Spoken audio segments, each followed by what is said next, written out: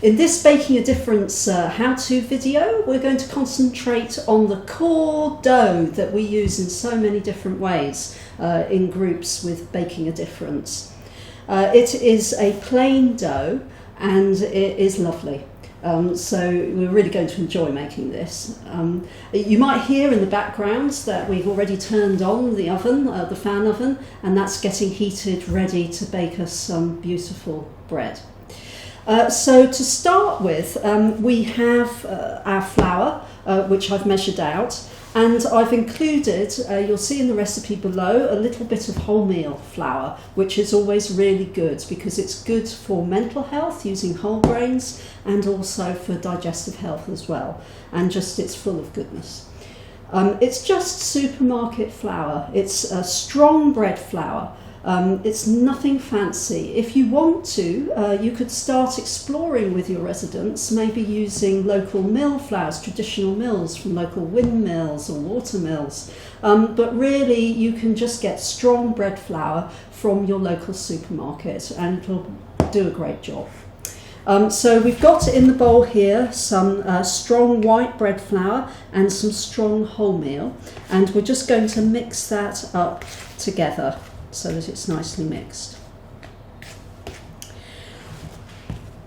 The next ingredient we're going to use is some fresh yeast, and it's really good with residents if you can use fresh yeast rather than dried yeast, which you can also get in the supermarket on the baking shelves.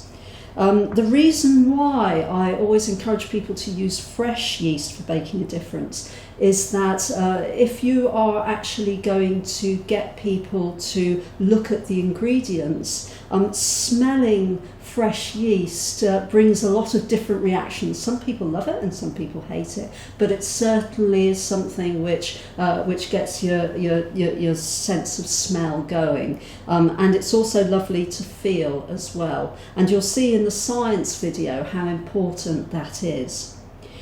So if you can get some fresh yeast to make some buns, then certainly do that. It's available from your local supermarket if it has a bakery counter.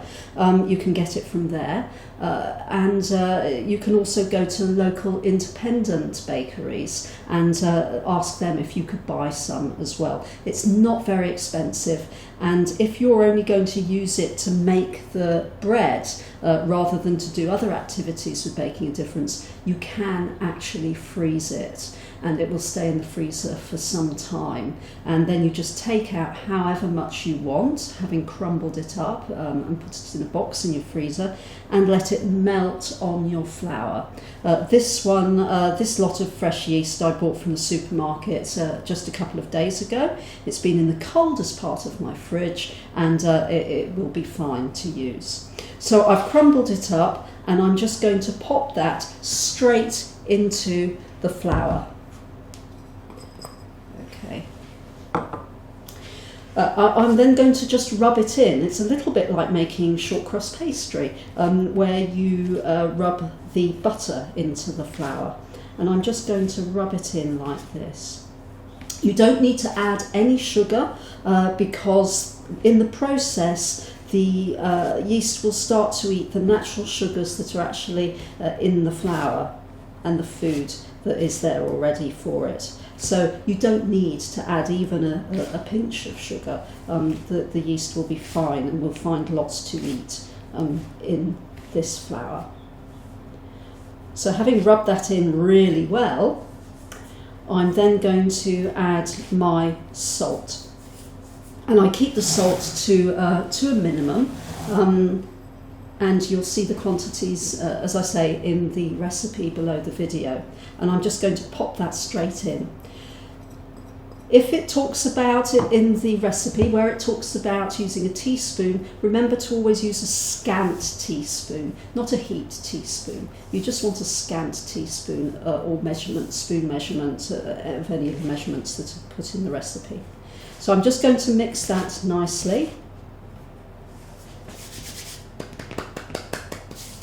And then I'm going to get my useful handy dough scraper.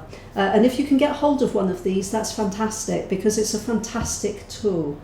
and I can even start mixing my flour at this stage with that, and it saves my hands getting too messy early on.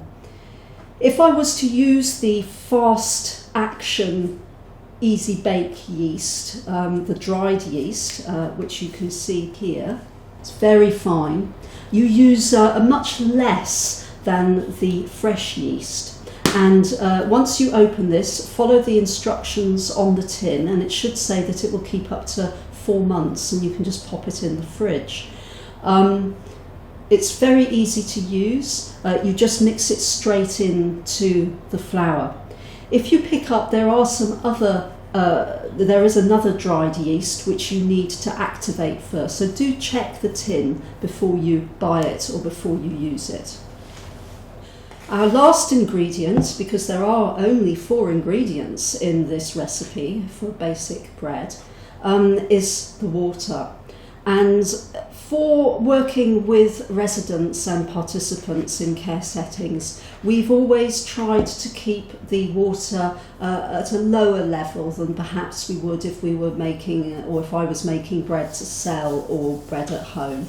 And the reason for this is because residents do not like to get too sticky with the dough. It can be quite distressing to have a really sticky dough, and on occasion I've made a little bit of an error, and it's become quite sticky, and it's made a real mess, and they don't enjoy it, and I have to apologise profusely when that happens. So we try to avoid that happening. So I've kept it to grams. We measure in grams, which is equivalent to millilitres and is more accurate. And we are going to add 65 grams for every 100 grams of flour. So I've measured this out, and I'm just going to put that straight in. Now what you can do, if you're not too sure of your flour, is you can add a little bit at a time or hold a little bit back at the last minute, rather than just throwing it all in. But I'm quite confident, I know what this flour's like, I know my quantities, and I'll be okay. I'm going to use this dough scraper again, really handy. I don't want to get too sticky too soon, and I'm just going to start mixing my flour, water, salt and yeast. Again, it is important to have not too sticky a dough, particularly if this is a dough that you're going to be asking residents to shape into buns or plats, because you just don't want them to get too distressed or too unhappy. And you don't want to be putting any flour onto the work surface once you start to tip it out of the bowl, because if you add flour to the work surface, then that flour will get worked into the dough, and it will become heavy and not as nice, and that's one of the most common mistakes that people make. They come to me and they say, oh, I made some bread and it was really heavy, and then you ask them, did you put flour on the work surface? And they'll say yes, and then you just let them know that that's not the best thing to do. So we're just going to mix it all up.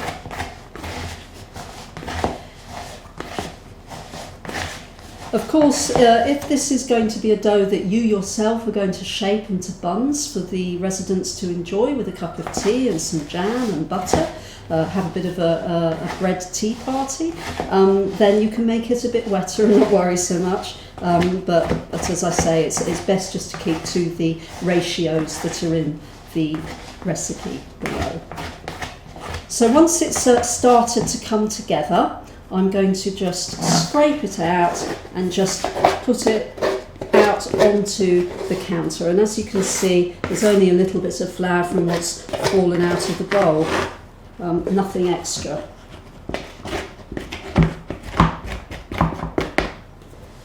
So we'll just put that out of the way. And we can see that it is already quite well formed. And I'm just going to use the heel of my hand to start working the dough. So using the heel of my hand, I'm just going to pull it and then pull it back. Pull it away and pull it back. And just start doing this. And I will have my dough scraper to hand so that I can keep my work surface tidy and clean. Now once it starts forming into quite a nice dough, there's another method that you can use with this wetness of dough. It being a drier dough, it's quite a nice method, I find, and it's quite mindful. So this is great, you know, for yourselves to actually make bread and learn to make bread. I think is quite lovely, because hopefully it's something that perhaps you'll do now and again at home as well. So we have it formed into a ball, and all we're going to do, if I move those bowls out of the way, is just do this.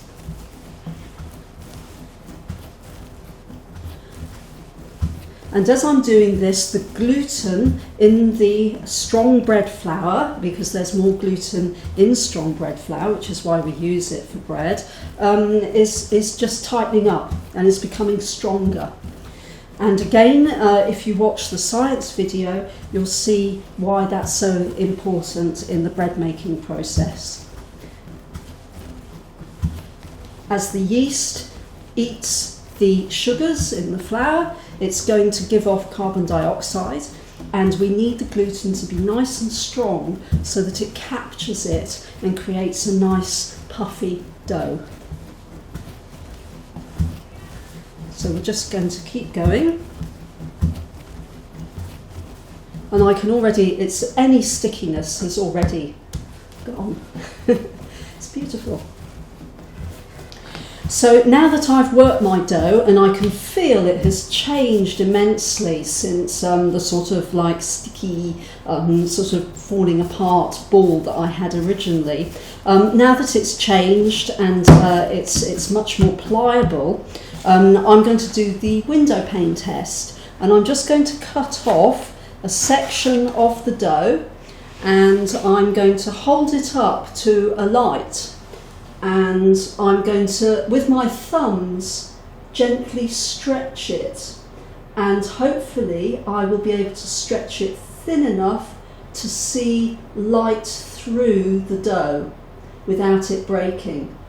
Now, because it's got some wholemeal in there, so it's got quite a few bits, it is going to break a bit, but I want to get it to stretch as far as I can. You can see that the light is shining slightly through, and I can see through the dough.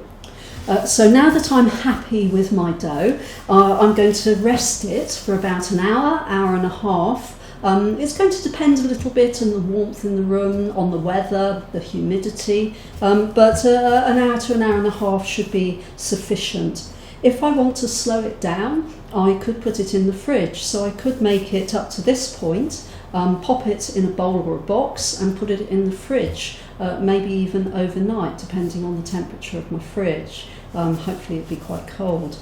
I would usually just pop it into a bowl. If I'm going to make this straight into buns for participants to dust and then to bake and eat with butter, jam, have a cup of tea, then I'll just put it in a bowl.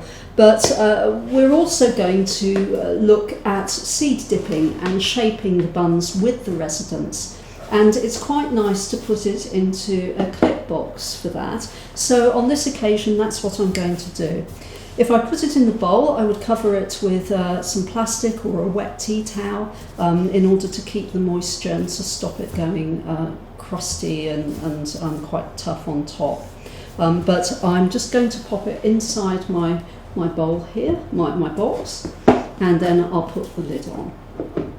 And you will see later the added benefits of using a box if we are going to get the residents to do the bun shaping themselves.